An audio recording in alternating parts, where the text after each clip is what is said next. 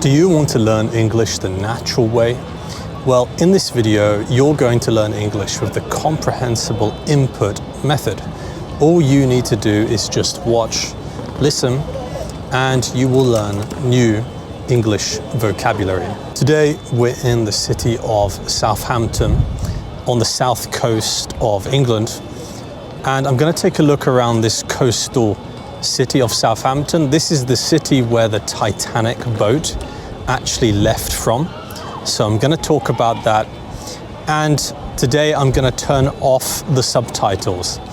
So get ready to try and use your ear to understand the video without subtitles. Actually, if you do want subtitles, you can just click the button down here and you can get the YouTube subtitles. Anyway, I'm going to go and take a look around Southampton now. Let's go.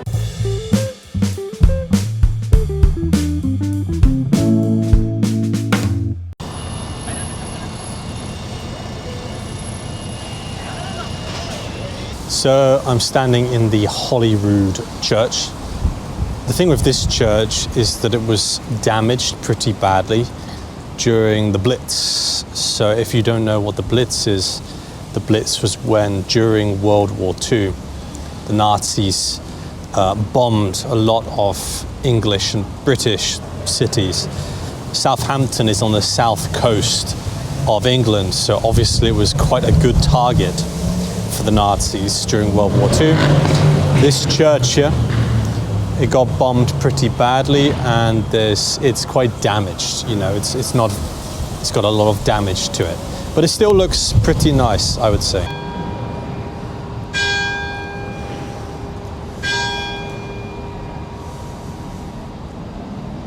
So yeah, even though the church was actually built in 1320, so many hundreds of years ago, in 1940, during the Blitz, it was quite badly damaged. But as you can see, most of the church is still here. But I think in the past there was more. Where I'm standing now, there was more here, right, in the past. So yeah, there used to be more to see here, but it got bombed, right? It's the Germans, the Nazis, they bombed this church. They dropped bombs on it. And so we lost quite a lot of the church.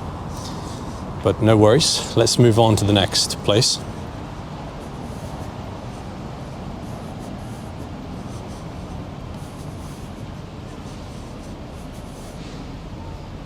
You can see there's another church behind me. This is called St. Michael's Church.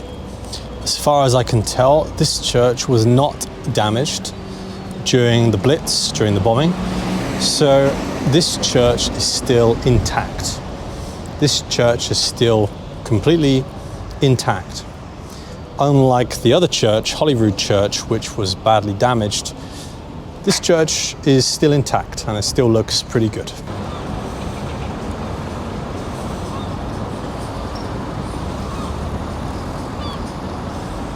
As you can see, Southampton is not a village. It is not a town. It is a city, and you know it's a city because there's quite a bit of noise, quite a lot of traffic. You can see behind me.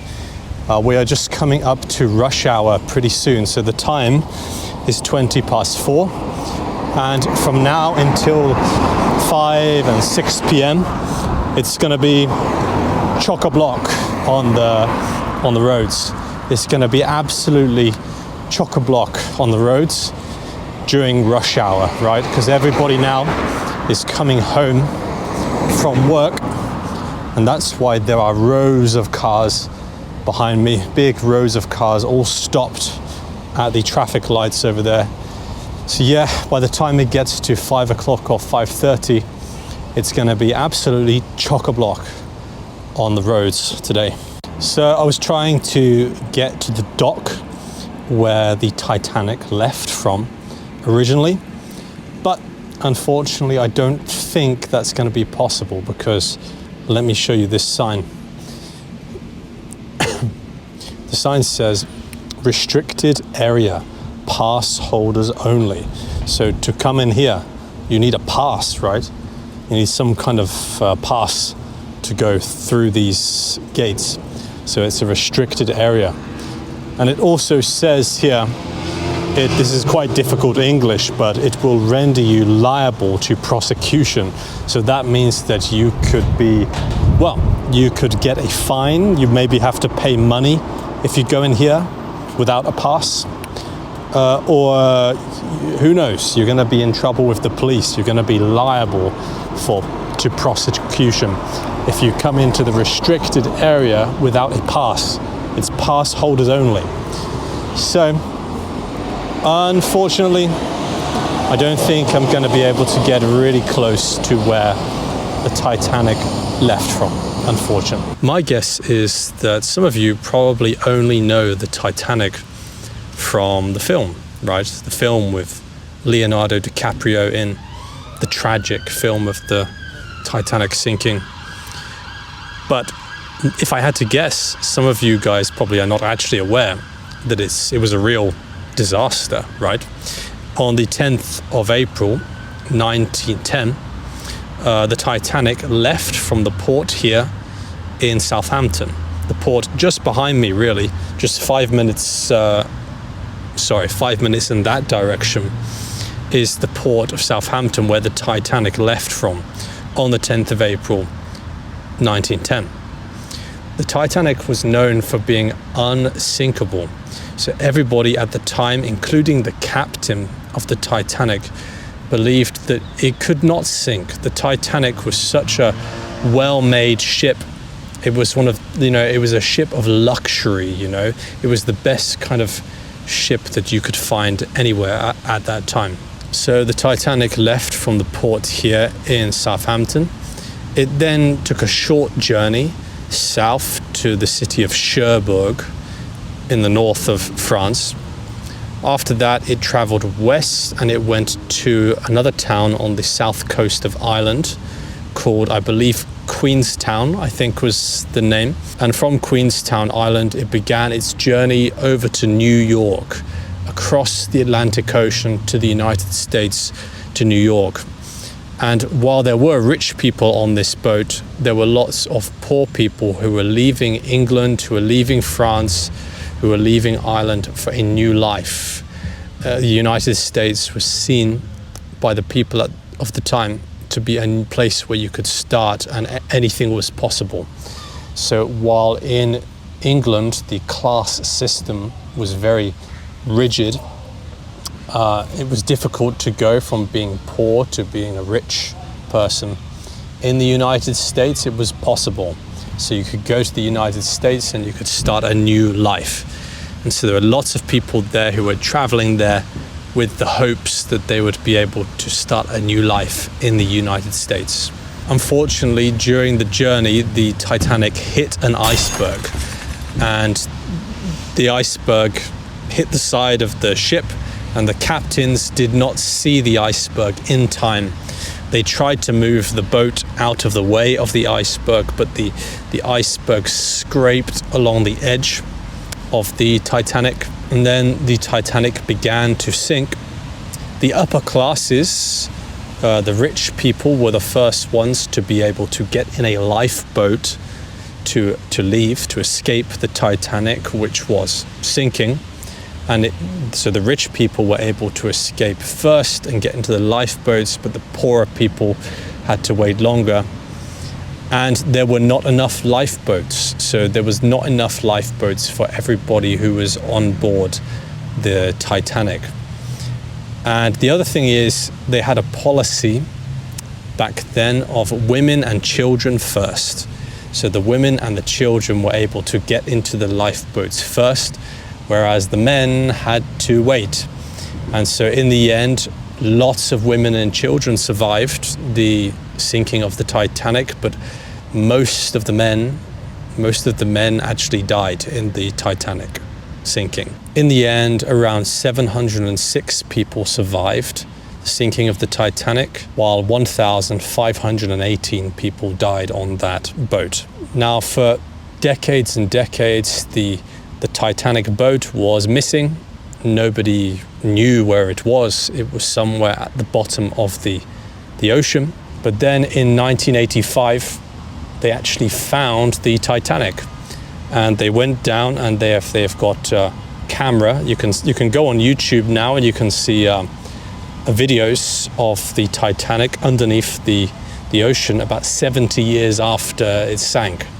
So they found the Titanic in 1985. It was gone for 70 years. So yeah, that is the story of the Titanic. It is not just a movie with Leonardo DiCaprio. It is a real historical event. Anyway, now I'm gonna head back into the city of Southampton. So let's go.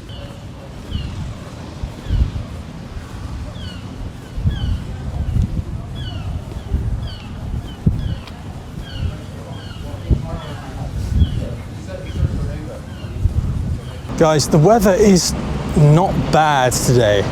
It's not bad, but the thing is, it's not perfect, you know. It's a little bit too hot.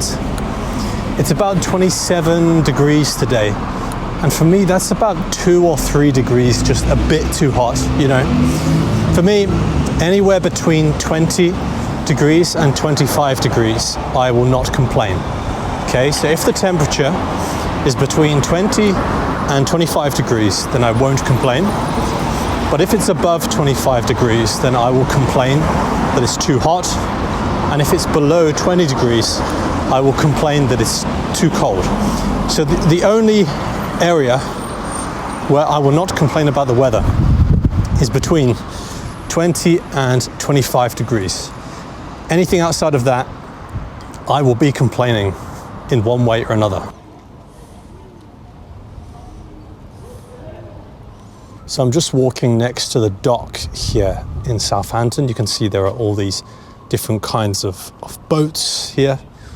Obviously boats for rich people, I guess. I don't know how they afford their own boat, but hey, while it is pretty cool to see all these boats and stuff out at this dock here, the problem with Southampton is it doesn't really have a beach. It's more like a port city. So all of the coast, let's say, by the sea, it's all filled with boats and docks and that kind of thing. There's no real beach here. The nearest beach is about a 25-minute drive away. And that's the sad thing about Southampton. It's a nice city on the south coast of England, but it's really more about trade. The port is filled with cargo ships. So cargo ships are basically ships that transport goods. You know, they transport goods internationally by boat and not people. Those boats are not for people. There are also quite a lot of cruises that leave from Southampton. From here, you can take a cruise to many different places in Europe. I think you can also take a cruise to the United States if you want. You can get on a boat and you can travel, I think, from Southampton to New York. That is possible. I could be wrong, but I believe there may also be boats all the way to the Caribbean. So I'm pretty sure that you can get on a cruise here in Southampton and you can go all the way down to the Caribbean. But yeah, the problem with Southampton is it doesn't have a beach. That's a bit of a letdown, you know. That's the one thing about Southampton that's a bit of a letdown. You know, I would have liked there to be a beach here as well. But what can you do? You can't have everything.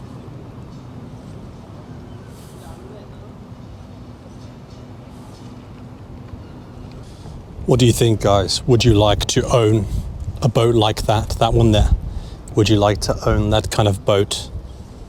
Personally, yes, I would. But I wonder how much money it costs. Probably too much money. But yeah, would you like to own that boat?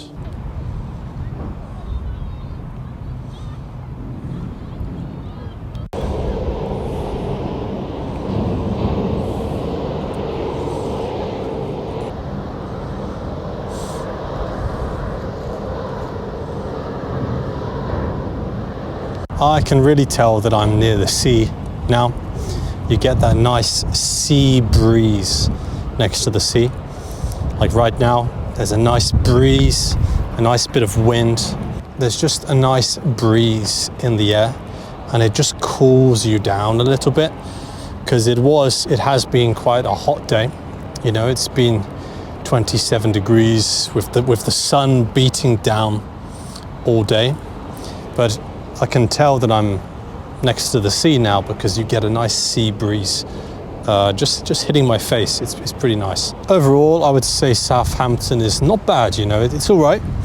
It's like a pretty typical port city, you know, really the whole city was built around trade, you know, with boats coming in and out of the port. It's not bad, it's not a bad place to visit. It would not be the top of my list of places to go, you know, it's not like London or Oxford or something like that, but it's not bad, you know, it's okay. I've had a pretty chill day here in Southampton so far. It's about 5:30 in the evening and I'm having a pretty chill day. It's not, this city has not blown my mind. It's not absolutely blown my mind, but it's all right. It's been fine, you know, it's nice. It's a nice place.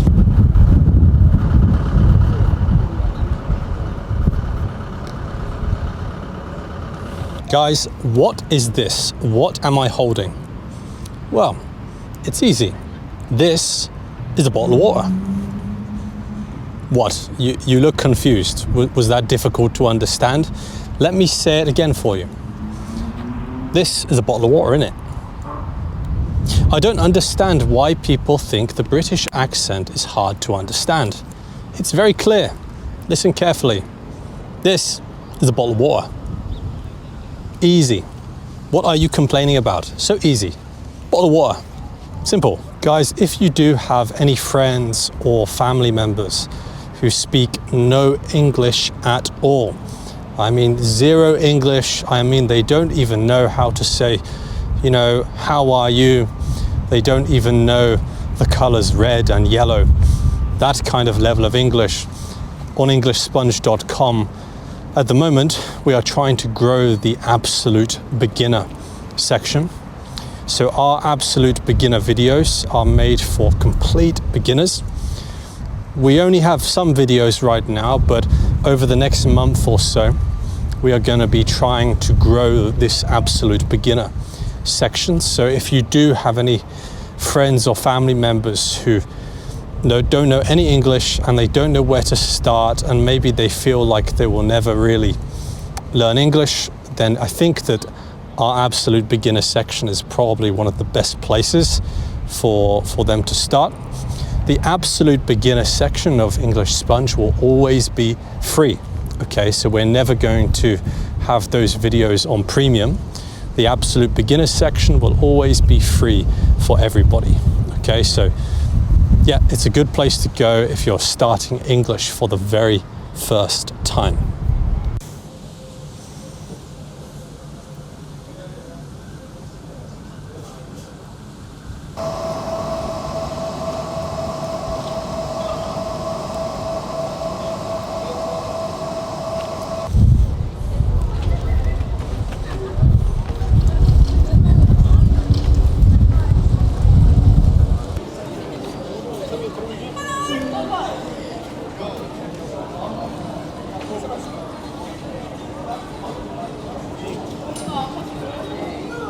Okay guys, thank you for watching this video of me wandering around Southampton.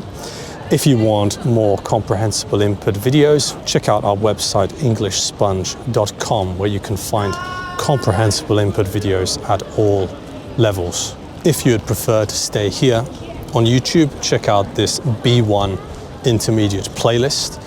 And thank you for watching guys, and I'll see you in the next video.